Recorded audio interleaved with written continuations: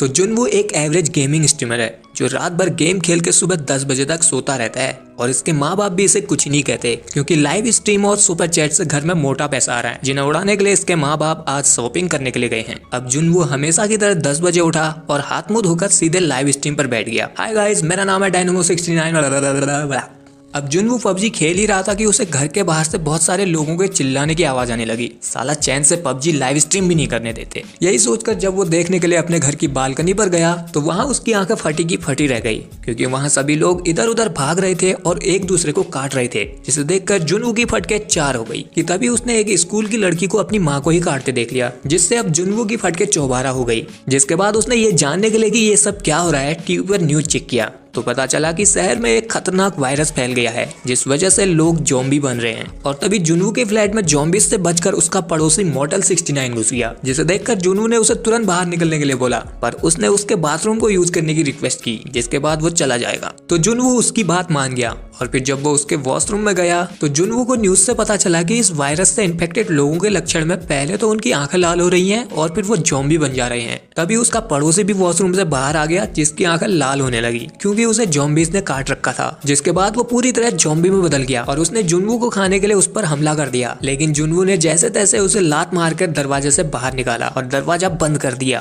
फिर उसने जब अपने दरवाजे के छेद से बाहर देखा तो वहाँ एक जियान ज़ॉम्बी था जिसने उसके पड़ोसी मॉर्टल 69 को कच्चा चबा डाला, जिसे देखकर जुनवू की फटी हुई और फट गई। इसलिए उसने सबसे पहले अपने दरवाजे पर फ्रिज लगा दिया ताकि कोई ज़ॉम्बी घर के अंदर ना घुस पाए। इन ज़ॉम्बीज की खासियत ये थी कि इन्हें अपने डेली रूटीन काम याद थे। जो लोग सुबह जिम या ऑफिस जाते थे वो ज़ॉम्बी बनकर भी जिम या ऑफिस जा ही रहे थे और इनकी सुनने की शक्ति बहुत तेज थी। अब जुनवू अपने मॉम डैड को कॉल करने की कोशिश करता है पर कॉल नहीं लगती। तभी उसके फोन में उसकी फैमिली का मैसेज आया कि क्या वो ठीक है और एक मैसेज में स्टे अलाइव लिखा था, मतलब कि जिंदा बचे रहना। जिसके बाद जुनवू ने स्टे अलाइव लिखकर अपनी फैमिली की फोटो पर चिपका दिया ताकि उसे जिंदा रहने की मोटिवेशन मिल सके। फिर वो अपने खाने पीने को देखने लगा कि उसके पास कितना खाना है।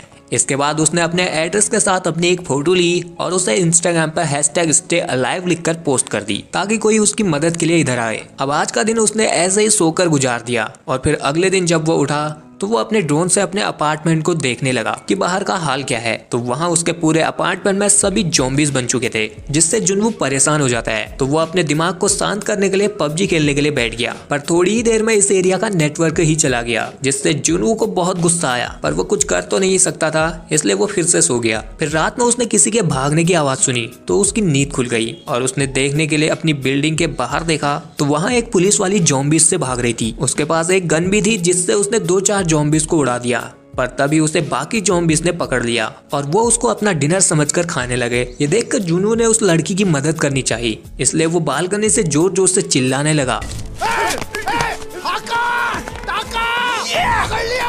पर इसका कोई फायदा नहीं हुआ। उन ज़ॉम्बीज ने उस लड़की को मार दिया। अब जुनवू उस लड़की को तो बचा नहीं पाया, पर अब लगता है कि वो खुद को भी नहीं बचा पाएगा क्योंकि उसके चिल्लाने की वजह से उसके दरवाजे को खोलकर जियान ज़ॉम्बी अंदर घुस गया, जिसने पहले तो जुनवू के फ्रिज से सारा खाना नीचे गिरा दिया और फिर वो जुनवू को खाने के लिए उसके पीछे पड़ गया। लेकिन सही टाइम पर जुनवू ने अपना दिमाग चलाया और बालकनी से नीचे लटक गया, जिससे जियान ज़ॉम्बी भागता हुआ सीधे बिल्डिंग से नीचे गिरकर मर गया। जिसके बाद जुनवू ऊपर आया और इस बार उसने अपने दरवाजे को कसकर लॉक कर दिया, पर अब उसके पास खाना बहुत ही कम बचा था। तो उसने अपनी हेल्प के लिए इस बार अपनी वीडियो बनाई, पर इसी तरह एक हफ्ता गुजर गया लेकिन उसे बचाने के लिए इधर कोई नहीं आया और अब उसके पास अपना आखिरी खाना बचा था, जिसे उसने पहले तो मजे मजे में खा लिया और फिर अपनी फिर से एक वीडियो बनाई कि मैं अभी भी जिंदा बचा हूँ, सालों कोई तो बचाने के लिए आ जाओ। तभी उसे याद आया कि उसकी मॉम ने एक ऐसी ऐप बनाई थी जिससे एफएम के सिग्नलों के जरिए मैसेज भेजा जा सकता था।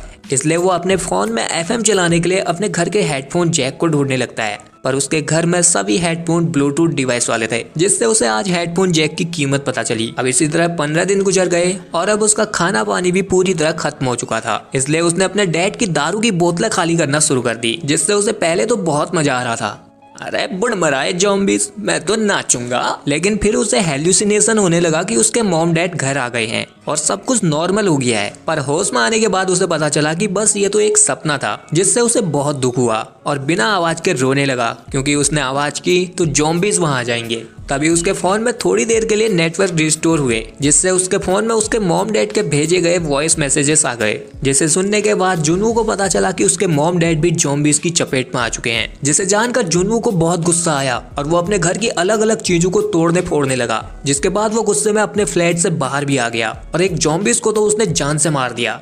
पर तभी उसके पीछे बहुत सारे ज़ॉम्बीज़ पड़ गए, जिन्हें देखकर उसकी फिर से फट गई और वो भागकर दोबारा से अपने फ्लैट में आ गया। इसके बाद उसने हाय कहकर अपनी एक वीडियो बनाई और बाय कहकर फांसी पर चढ़ गया, क्योंकि अब वैसे भी उसकी फैमिली नहीं बची थी और वो किसी भी हालत में ज़ॉम्बी तो नहीं बनना चाहता था। अब वो फांसी पर लटका ही था कि तभी सामने के फ्लैट से उस पर किसी ने लेजर लाइट मारी, जिससे जुनवू को लगा कि उसके अलावा भी यहाँ कोई जिंदा बचा है।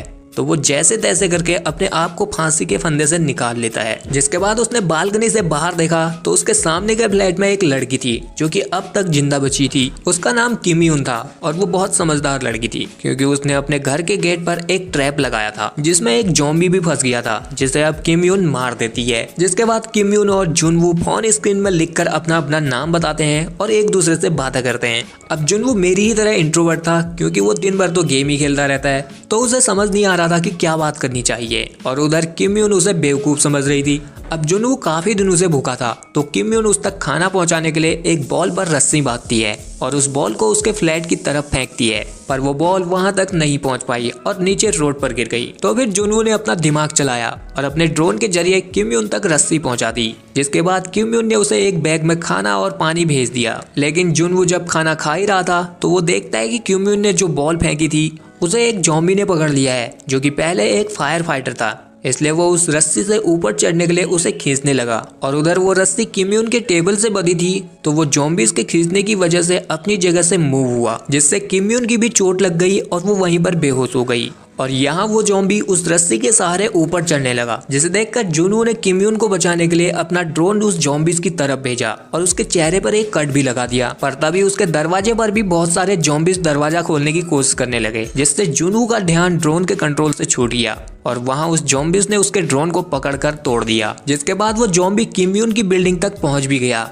और जब वो ऊपर चढ़ने ही वाला था तो उधर किम यून आ गई और उसने उस ज़ॉम्बीज़ के हाथ को ही काट दिया, जिससे वो ज़ॉम्बी नीचे गिरकर मर गया। अब जुनवू के पास खाना तो था, पर ये अभी उसके लिए काफी नहीं था।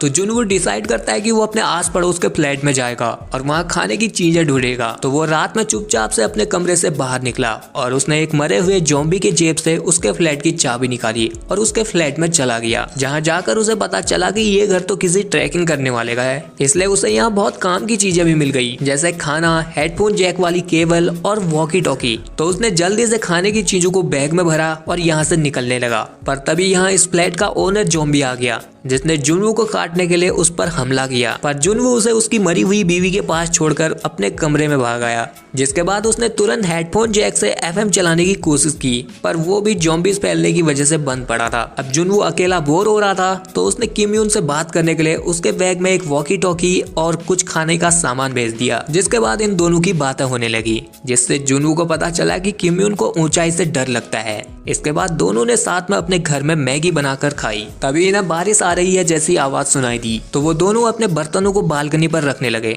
लेकिन ये बारिश नहीं बल्कि ज़ॉम्बीज़ के चलने की आवाज थी, जो कि किम यून के फ्लैट में घूम रहे थे। और तभी किम यून से अपने घर में जरा सी आवाज हो गई, जिस वजह से सभी ज़ॉम्बीज़ किम यून के दरवाजे की तरफ आने लगे। और जब वो दरवाजे को तोड़ने ही वाले थे, तो तभी जुनवू ने किम यून के पड़ोस के फ्लैट में कॉल कर दिया, जिसकी आवाज सुनकर वो सभी ज़ॉम्बीज़ यहाँ से उस फ्लैट की तरफ चले गए। अब जुनवू और किम यून सोचते हैं कि अगर वो यहीं रुके तो वो एक न एक दिन ज़ॉम्बीज़ का शिकार बन ही जाएंगे। इसलिए किम यून और वो जुनवू के फ्लैट के 8th फ्लोर में जाने का डिसाइड करते हैं, क्योंकि किम यून ने देखा था कि वहाँ कोई भी ज़ॉम्बी नहीं है और 8th फ्लोर पूरी तरह से खाली पड़ा है। तो अब दोनों वहाँ जाने के लिए पूरी तैयारी के साथ नीचे आते हैं, जहाँ इन पर बहुत सारे ज़ॉम्बीज़ हमला कर देते हैं। पर किम यून और जुनवू उन ज़ॉम्बीज़ को बहुत बुरी तरह मारते हैं और 8th फ्लोर में जाने के लिए उनसे बचकर एक लिफ्ट में चले जाते हैं। पर जब ये लोग 8th फ्लोर में पहुंचे तो वहाँ पर भी बहुत सारे ज़ॉम्बीज़ थे, जो कि इनके पीछे पड़ जाते हैं, जिनसे बचकर ये लोग भाग रहे थे कि तभी एक आदमी ने इन दोनों को अपने फ्लैट में खींच लिया।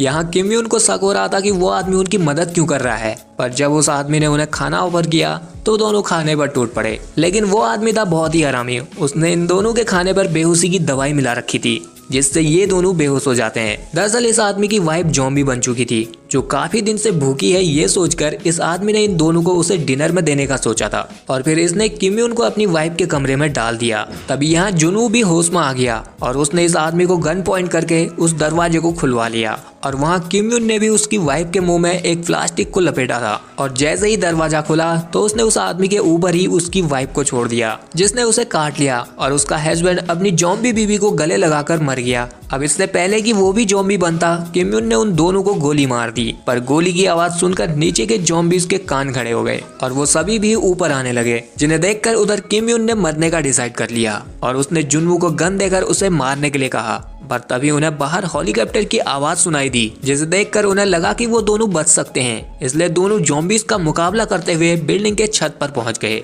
लेकिन यहाँ पर अब कोई हेलीकॉप्टर नहीं था, जिससे दोनों बहुत परेशान हो जाते हैं क्योंकि उन जॉम्बीज ने भी टेरेस का दरवाजा तोड़ दिया था और वो इन्हें खाने के लिए इनकी तरफ बढ़ रहे थे और किम यून और जुनू भी हिम्मत हार चुके थे। पर तभी अचानक इनके पास एक हेलीकॉप्टर आ गया जिसमें 2 सोल्जर थे जो उन जॉम्बीज को गोली मारते हुए इन दोनों को सही सलामत हेलीकॉप्टर में बैठाकर यहाँ से ले गए। तभी इनके फोन में नेटवर्क भी आ गए, जिससे जुनवू को पता चला कि उसके मॉम डैड भी जिंदा हैं और वो सेफ हैं, जिससे जुनवू और किम यून दोनों बहुत खुश हुए।